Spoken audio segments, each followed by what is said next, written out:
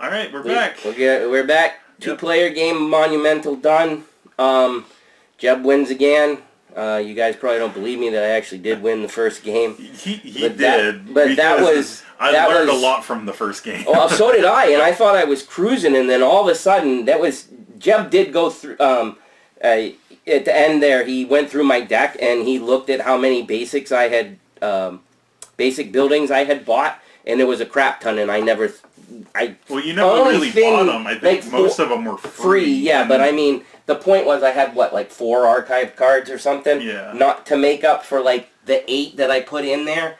Plus, once you start getting the wonders and stuff like that, the wonders are good, except they kind of, they're a little crapshoot sometimes. Yeah, and they can come up like a little cloggy. Yeah. Anyways, before we get into all that kind of stuff, I'll say it once again. This is this. I went in on the Kickstarter, blah blah blah, because Funforge. I'm a Funforge is usually really solid, and I very much enjoy deck builders, and the description of the game being a little bit of board game and a little bit of deck building and stuff like that. I was in Funforge. If you don't know it, we'll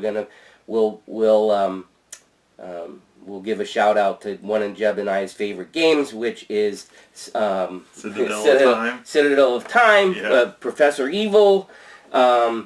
We really love that game, and I think that was our first exposure to a Funforge game. So anyways, all those things combined, that's why I backed it and played it twice now, and it is, in my opinion, fabulous. It's really cool. So many unique things in a deck builder. So there's a lot of things to think about too. That's what got me, because like most deck builders, you're like, okay, thin the deck and get better cards. And yes, there is that in here, but there's also the military conquering and using your policies and all that stuff. So it's kind of like ongoing effects plus territory control. And plus there's actually, which I don't have the strategy down, but like what should you buy and when should you put it on top of your deck?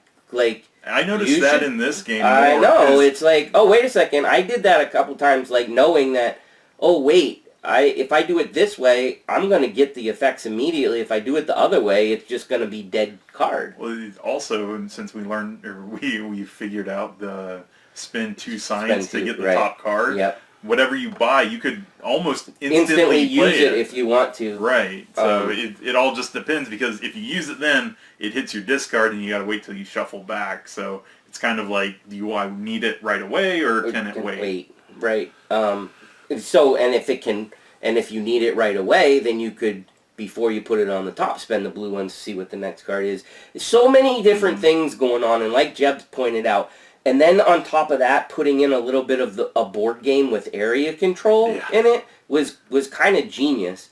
You got a modular map that you can change. We haven't even visited the fact that you can build your own maps there's so many things in the book already that I was... Yeah, but, and I think the other thing that we noticed right out of the box is it kind of, you look at this and you're like a little bit, ooh, this is going to be a little overwhelming. As soon as you play, you're like, oh, I get it. Like the learning curve isn't as high as you think it is. Easy to learn, hard to master. Play. Yes, absolutely. Yeah. One thing I was going to say real quick was for the area control, it's not like, oh, it's a deck builder and they threw in area control. In the area control, there's places that will give you bonuses if you take them over. So it's not like, oh, at the end of the game I have the most points so I get a bonus. No, it's during the game, if you can hit places before your opponent, you'll get even more bonuses. Right. Like, that's why, and that's why I thought I had a really good...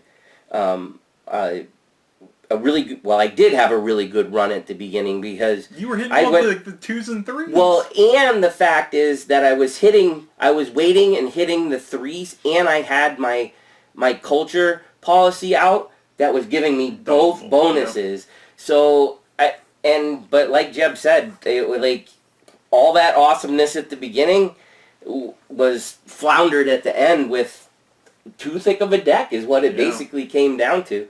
It probably would have been a little bit closer if well, I don't know. It's his the Chinese faction there with, and I don't know if it was that mostly them or if you got some. You got a couple wonders that I got a lot of synergized wonders with it because that let me use the cultural policy. that was so good. Using those bonuses over and over again are like and free resources. The cards that produce cultural policies too, because at one point I think I gained like 5 or 6 in one turn. I was like, So obviously, you know, we're thrilled with the gameplay and stuff like that. Components are fantastic. The cards are, I don't think are they linen? No. Yeah, they are. You can see them.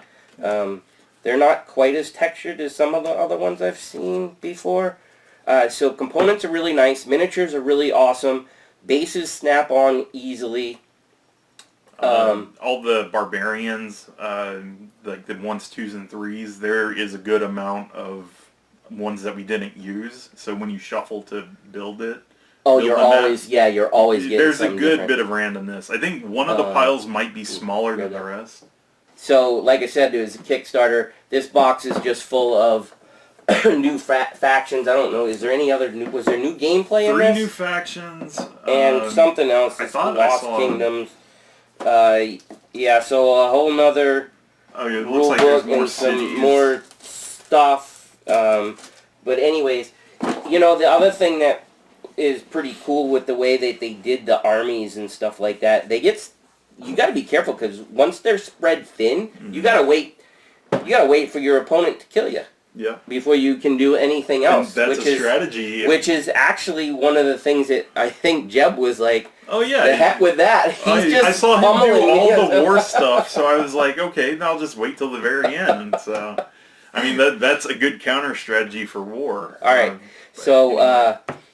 With the only thing that I think both of us probably agree on, I'll let Jeb chime in a second here, is I think we both agreed that although we thought it played really, really well with 2 players, really kind of want to see what it plays like with 3 or 4 because, there's, like, you know who you're going to pick on.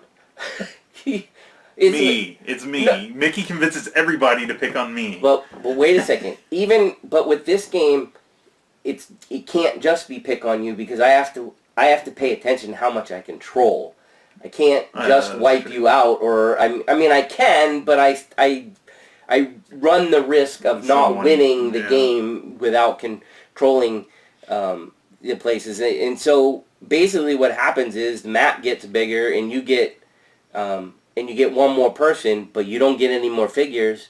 Right. So so you have to decide. You're not covering as much territory. Right, like in our 2-player game, we covered almost. I think every tile had something on it. Yeah, but I feel like it's like the end game is going to be crucial. It's like it's going to be like who can take over just one more spot. I don't.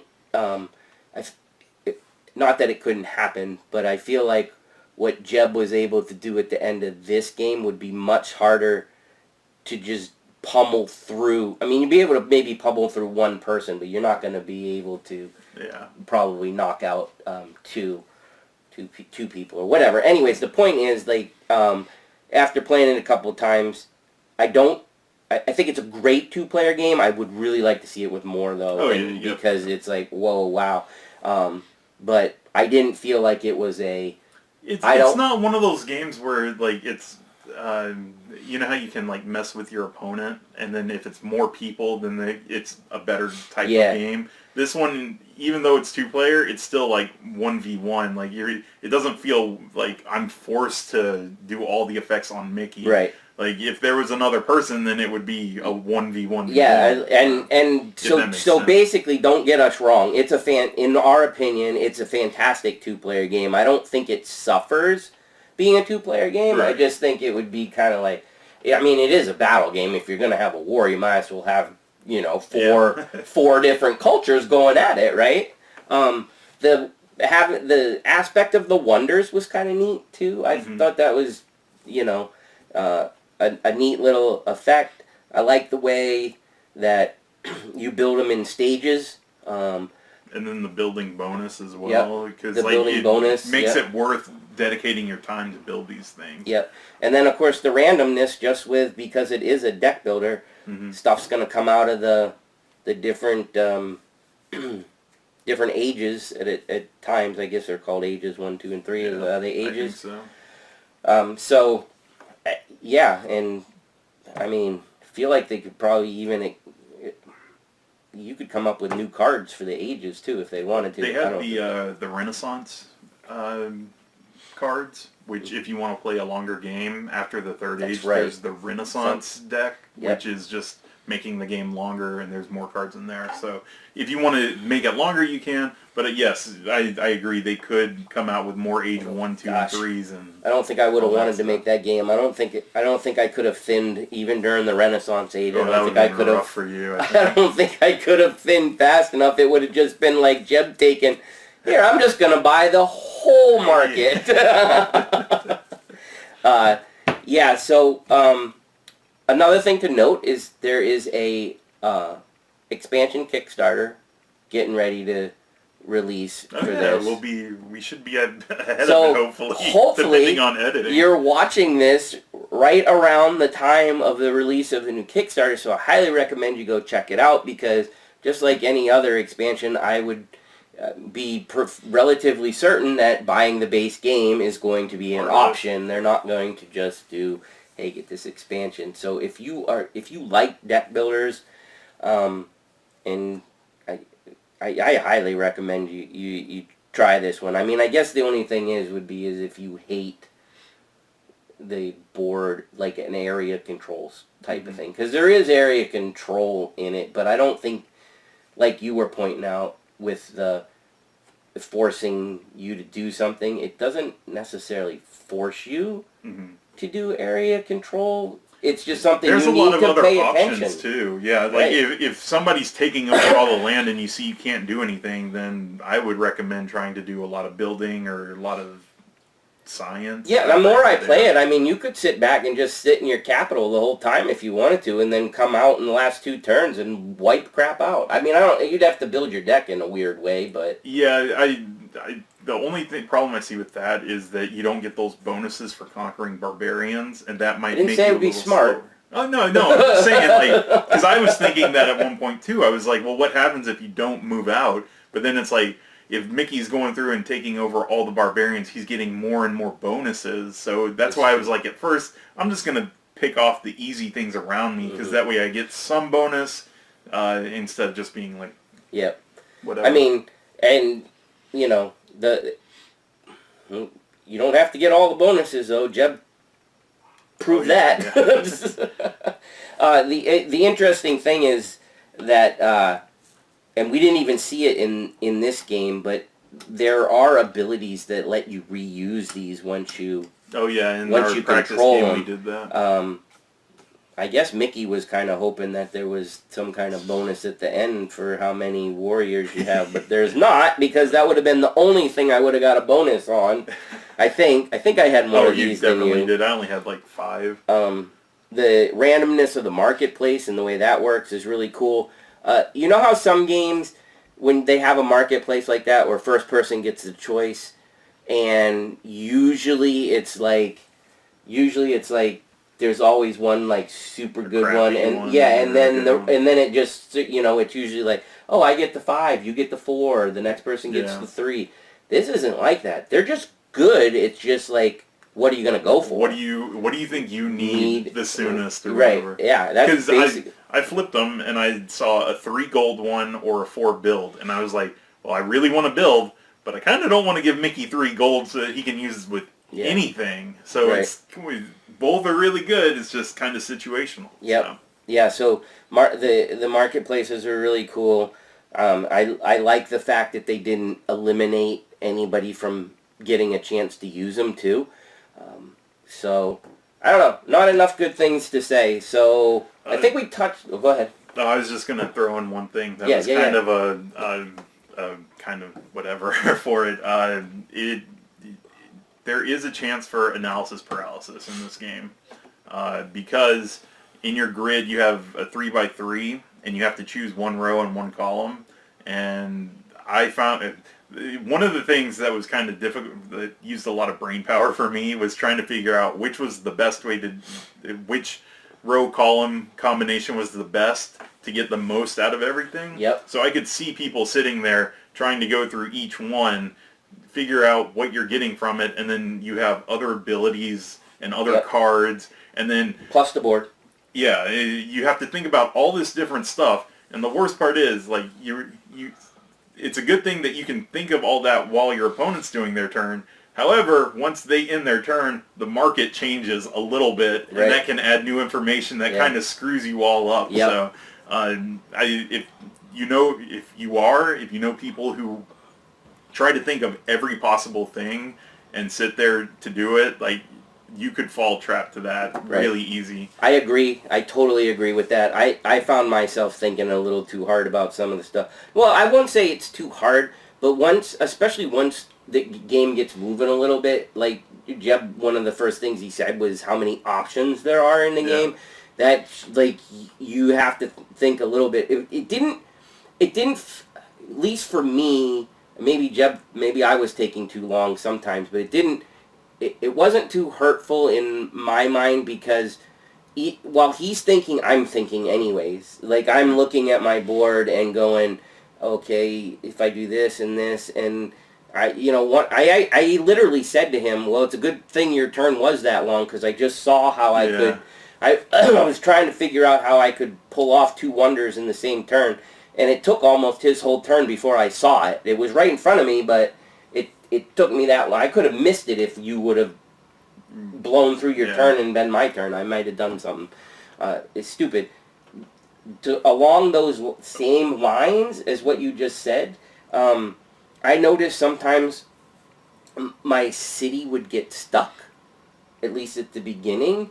Like, I'd have rows that would be dead. Right. Yeah. It'd be like, so, like, in this game, my original city setup had the 2 basic, the knowledge ones that you get, I don't know what they're called, that you get to start with, and they were in the middle column in the second and third spot on it, and I just kept going around the outside. I finally took a turn where it was like, well, I can use the knowledge to dump and draw a card. I just want to get them out, because I didn't want to archive them at that point, because I hadn't gotten any knowledge cards. Right. And so it was like, well, I'm not going to be able to buy any knowledge cards, and I hadn't bought any out of the basics, and I was like, I just want to get them out of the way to get some more cards, a different configuration going. That just popped in my head. What would happen if you only picked the same row combination the whole game, and, like, left those 4 cards, so that way you never have to change up your row column, so you're always cycling through your deck, because once you change that up, you're putting cards that you paid for into different spots, which would force you to go to a different row combo.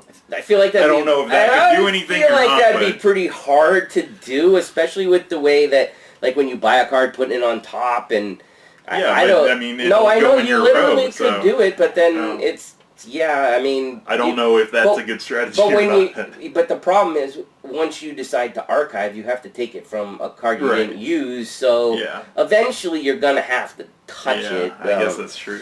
But anyways, when Jeb was talking about that, it reminded me, like, I was like every once in a while, like, man, I've done the outer edges, like, every single time. These cards are just sitting there driving me nuts. I got to get rid of them, or whatever. And maybe I should have archived them.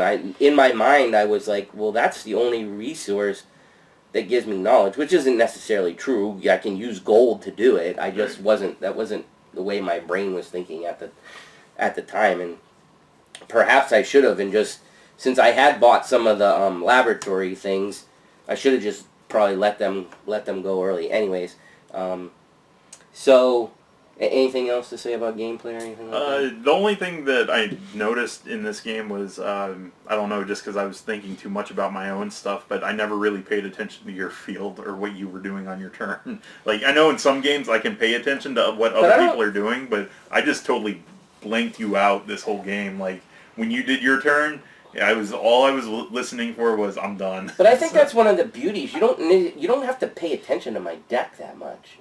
No, really? But I mean, you taking over certain parts of the area control stuff, you kind of need to know. But yeah, but I mean I think that kind of went with the way the beginning of the game was, though. You're like, he just took both 3 spots and he put outposts on them, and I felt like you just at that point you went, all right, I'm going a different route. I don't care.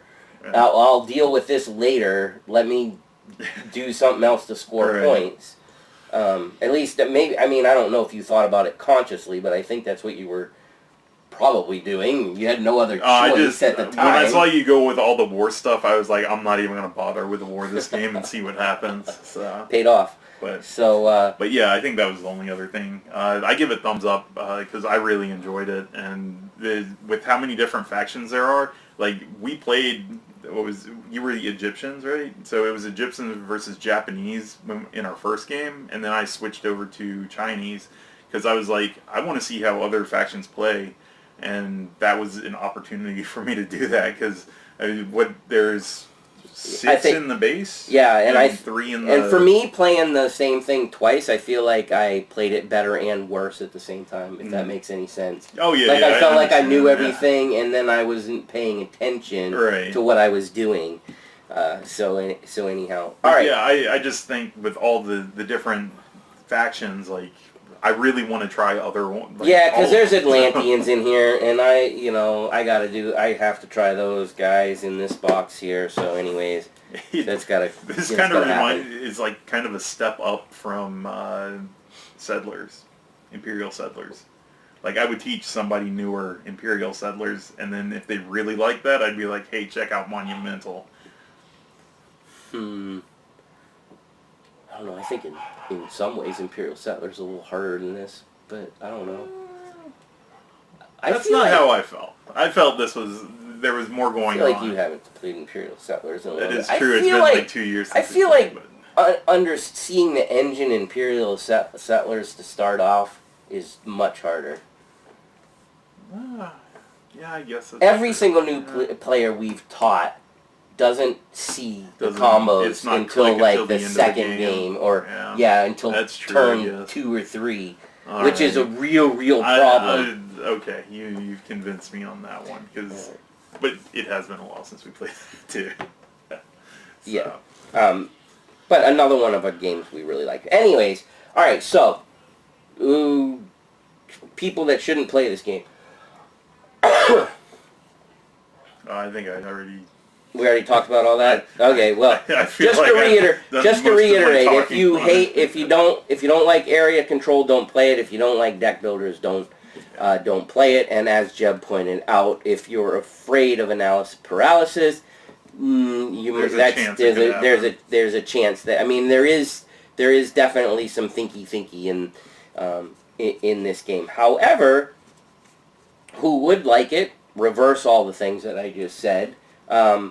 Plus, I think it is I haven't seen, doesn't mean it doesn't exist, I haven't seen another deck builder that plays this way. Yeah, I think people who like deck builders, like, this would be a good branch out for them, because they're used to just playing with cards. It's like, hey, well, here's kind of a new mechanic for your deck. Like, instead of a hand, you have the grid. And then, hey, we're throwing in some area control, too, and some other things. So, I mean, hey, you get a little bit more than what your regular deck builder has. So I think that would be a good, if you know an adventurous deck builder, point them this way. So. Yeah, definitely. So, trying to think if there's anything else. I guess we covered most of the pros and cons. Is there a non-mini version of this game, or do it always have miniatures? As far as I know, because I know some people are kind of like on the fence about, like, are the miniatures necessary? I feel like they are in this one, honestly. Well, I feel like you could replace them all with tokens. Yeah, but you need a different token for the outpost. You need different tokens for the warriors, and you need a different token for the explorer, and you need a different token for the warlord. So, I mean, why not just make the miniatures? Yeah. I'm not saying no, yeah. You can't, but if you weren't using at least some sort of cutout, if you would either have to use cardboard cutouts, or you'd have to make really distinct wooden pieces so that it was obvious on the board, because they each have a different defensive value. Explorer has none, but the other ones do, so that would have to be noticeable. I don't think. Could you do it a different way? Absolutely, yes. I think I like it with the miniatures? Yeah, I mean, miniatures. I don't necessarily think this was miniatures for the sake of being miniatures. That's all. I'll say. That's what I mean. But that's all I have to say. I'll shut up. Anything else? No, you don't have to shut up. I was just so I. Things to remember. Yeah, that's where I was going with that. We usually do that stuff. That's what I was. Until you so rudely interrupted me. That's where I was going. So things to remember. I think for the first couple turns, you just really need to look at until you get it memorized what your options are on your turn, because we said it while we were playing I think we said it at the beginning of the game. The entire first game, Jeb and I had forgot about the pay 2 knowledge to draw the top card of your deck. Right, and play it.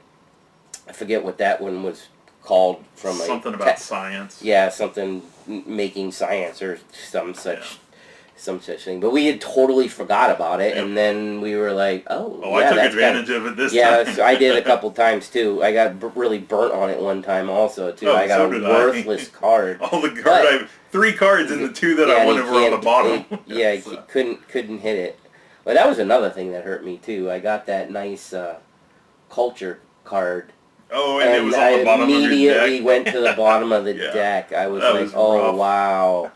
That could have sped up my thing. Although, like I said, I kind of wanted to do stuff differently. But anyhow, so that's important to remember. And then what else? So one of the things is when you pick your row column, make sure you tap them enough so you don't get stuff mixed up. Yep. Always do the resources in the top right corner first, and then resolve the effects. I know sometimes I wanted to rush and just do the effect, but it's kind of like, make sure you do it in order just to be safe. Sometimes when you have a row column that you tap and use it, during the turn you can ready something, and if you ready it and you still haven't used the ability, you want to remember not to Jeb was forget putting like a little marker on it or whatever to try to remember, hey, I haven't used that yet. Because after you do take your resources, then you can do your stuff in any order. So, and there are things where order is going to matter. So, and then for wonders, you always, like, one thing to remember is you build it and put it to the side first, and then when it's completed, you get the built effect, and then you put the token out, and then you put it on top of your deck. Right. So remember the order for that, and then the effect on the card is not, it doesn't go off when you build it. It's only the when built effect goes off. The actual effect of the card comes in later when it's actually in your city. Right. So just, because I know some people can, like, I found myself doing it too, where it's you like, get excited. I got 2 effects that I can do. Oh, yeah, hey. But no, you just keep that in mind. That'd be funny if that's the way you're supposed to play it. We played that all wrong. I hope not. We'll put a big disclaimer at the bottom. That would be bad. Yep. What are they? The Explorer dudes? Nothing to do with the military. So, but they do take a military to move one space. I was going to bring the Explorers up. That was another one. I wasn't going to go there. I was just going to be like, don't forget about them. Oh, yeah. They're easy to forget about. They just kind of blend in if they're not, like... But an early production token, when you're not generating a whole bunch, can make a huge difference. Or, like Jeb said, you got a leftover military, move it closer to something it can take. Move it closer to the market. Move it closer to a production token or whatever. They literally have no effect other than to go get you stuff, so you might as well use them, especially if you have leftover. They can move as much as you can pay, and then they get one action, which is either pick up the token or do the city. And they both get the action. Both separate. Yep. Both explorers separately get their own action. So. Yep. Yeah. The only other thing I think is your big person. Don't forget their effect, because sometimes I would conquer a city or like a tile, and then I'd take the barbarians and resolve that effect, and then I'd be like, oh wait, I didn't do the effect of my conqueror or whatever. So maybe that was just me going too fast. So, but aside from that, I don't know what else. I think the game flows pretty well. That it's not. It doesn't lend itself to forget a lot. I mean, I feel like. The only reason you forget stuff is because you're excited about doing something else. Basically, is what it comes down to. Which is, shame on you if you forget it. You might give your opponent a big lead if you do that. Yeah. Jeb and I were still trying to help each other a little bit because there is so much going on. Mm-hmm. But anyways, we don't do that much once we learn a game, and then it's like cutthroat. But anyways, I don't have much else to say other than I think Fun Forge knocked it out of the park again with this one because I really, I actually enjoyed it even more than I thought I was going to. I figured it'd be another solid game, but now how much I'm going to be able to take it out and show to other people, that's the story of our life. So. But he can always be like, hey, Jed, you want to get a game of Monumental in? And I'll be like, I'll read the rulebook again because it's been a year. Yeah, but he'll play because it's like there's factions I haven't played and it's just good stuff. So, anyways. All right, so then per the norm, check out our other videos if you like this one. Like, subscribe, comment, all that jazz. We got Twitter, Coffee, Discord, Facebook, all those different things. We're out there. Yeah, so if you see any of that stuff. And also, one important thing, which we haven't got any in a while, is people recommending games for us to play. Oh yeah, that hasn't happened in a long time. Or if you even want to see more of this. We'll throw up random games too. Yep. So, but I think that's everything to say. I think so. Until next time, see ya. Boards and booze, booze and boards, with Mickey and Jeb.